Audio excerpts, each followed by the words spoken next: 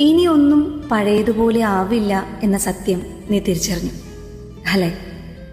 നീ ഒരുപാട് സ്നേഹിച്ച, സംസാരിക്കാൻ ഏറെ ഇഷ്ടപ്പെട്ട ആളിൽ നിന്ന് മനസ്സില്ലാ മനസ്സോടെ നീ പടിയിറങ്ങി. ഇനി ഞാൻ നിന്നോടൊരു കാര്യം പറയട്ടെ.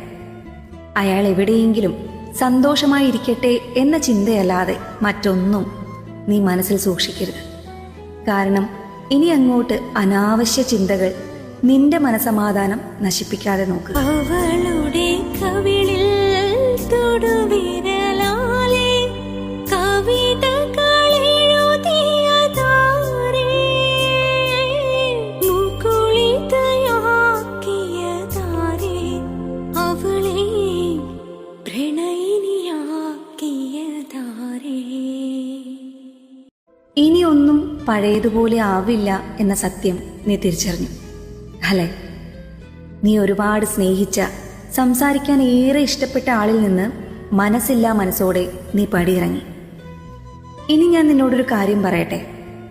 അയാൾ എവിടെയെങ്കിലും സന്തോഷമായിരിക്കട്ടെ എന്ന ചിന്തയല്ലാതെ മറ്റൊന്നും നീ മനസ്സിൽ സൂക്ഷിക്കരുത്.